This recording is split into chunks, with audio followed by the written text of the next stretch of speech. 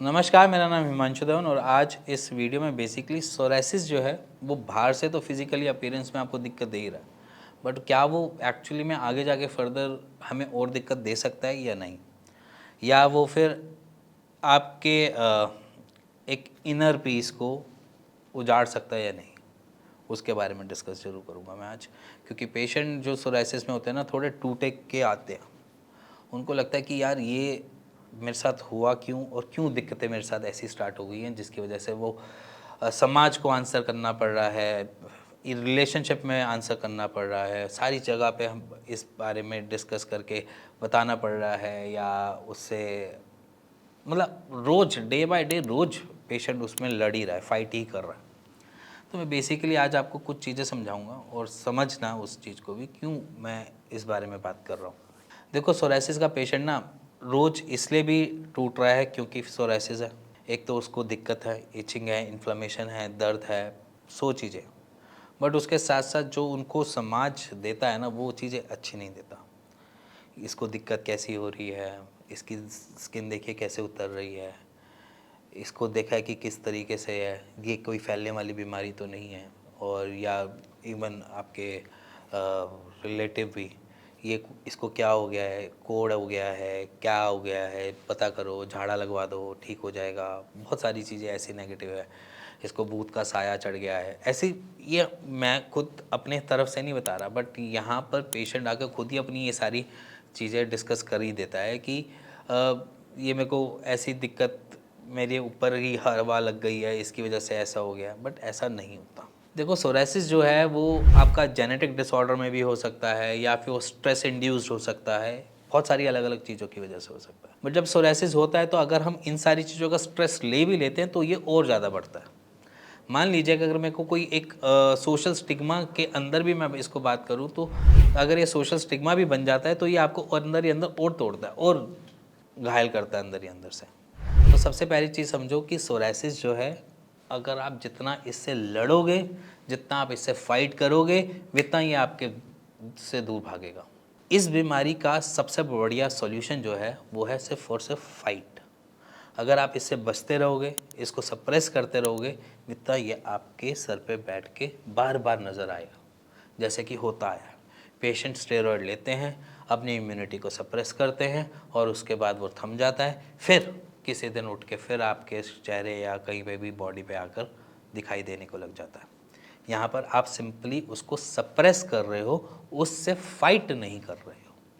अगर आप जिस दिन इससे फाइट करना स्टार्ट कर दोगे, इसका खाना पीना बंद कर दोगे, वहीं पे ये थमने लग जाएगा।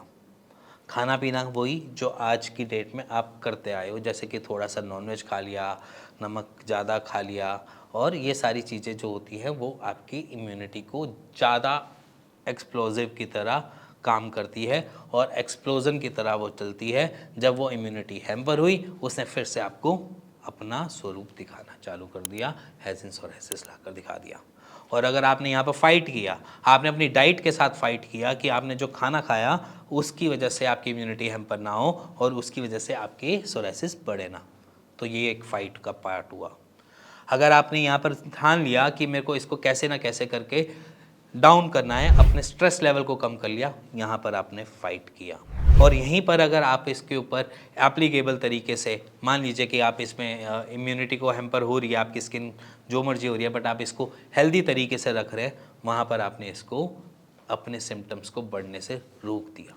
ये तरीके हैं आपके फाइट करने के, जिस फाइट से अगर आप स्टार्ट करोगे, ज़रूरत नहीं है दवाई खाओ, मैं नहीं कहता कि दवाइयाँ खानी ज़रूरी है, बस अपनी दिल और दिमाग से दोनों से ही आपने ये समझ लेना है कि अब लड़ना है इसके साथ और लड़कर इसको हराना है।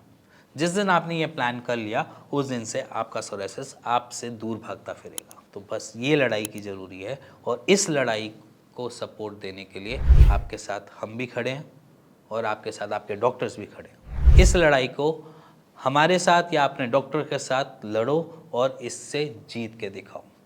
लड़ाई है, जीतना पड़ेगा, और इसी रेस में, इसी जीत में आपने इसके लिए फाइट करना ज़रूरी है। हमने कुछ डाइट प्लान्स बना रखे हैं, वो मैं आपके स्क्रीन में दिखाता हूँ। आप इस वीडियो को पॉज कर लेना या स्क्रीनशॉट खींच लेना और ये वाले डाइट प्लान को आप स्टार्ट कर सकते हो। ये फाइट का एक तरीका। दूसरा, कुछ चीज़ें स्ट्रेस को रिलीव करने के लिए मैंने वीडियोस बना रखी हैं, उसका लिंक मैं डिस्क्रिप्शन में डाल दूंगा। अपने स्ट्रेस को रिलीव करो और अपने सोरेसिस के साथ फाइट करो, दूसरा तरीका। तीसरा, बाकी वो अपना अलग रोल अपनाती हैं। अगर आप कोई भी इम्यूनिटी सप्रेसेंट ले रहे हो या कुछ भी ले रहे हो, उसको थोड़ा टाइम के लिए टेपर करके कम करना स्टार्ट करो, क्योंकि इम्यूनिटी हैम्पर से आप बाद में दिक्कत में आओगे। उससे पहले अपने लीवर को या अपनी किडनी को ज़्यादा हर्ट कर दोगे, ज़्यादा ख़राब कर दोगे। तो सिंपली इम्यूनिटी सप्रेसेंट स्टेरॉयड कुछ भी ऐसे मत लो जिससे आपको लाइफ लॉन्ग जाकर आपको दिक्कतें मिले। तो इसीलिए बचो उनसे, और बाकी हेल्दी सॉल्यूशन ढूंढो जिसकी वजह से आप अपने सोराइसिस को हरा सको। इसी के साथ साथ अगर आपको कुछ जानना है, समझना है, या कुछ भी मन में डाउट है, तो आप नीचे दिए हुए नंबर पे अपनी बस इमेजेस खींच के भेज दीजिए। उसके बाद हमारी टीम आपसे बात करेगी, डॉक्टर्स की टीम, जो आपको गाइड करेगी कि किस तरीके से करना है, किस तरीके से रहना है। और इसी के साथ साथ अगर आपको उससे सॉल्यूशन मिलता है तो आप वेल एंड गुड है। और कुछ इसी में वीडियो में मैं कुछ बिफोर आफ्टर की रिपोर्ट्स दिखाऊंगा जिन्होंने अपने सोराइसिस के साथ फाइट करी और वो सोराइसिस से जीते हैं। तो ये आपके सामने कुछ है बिफोर आफ्टर, देखो समझो कि लड़ोगे तो ही जीतोगे, वरना नहीं जीत पाओगे। इसी के साथ मिलेंगे नेक्स्ट वीडियो में, तब तक के नमस्कार।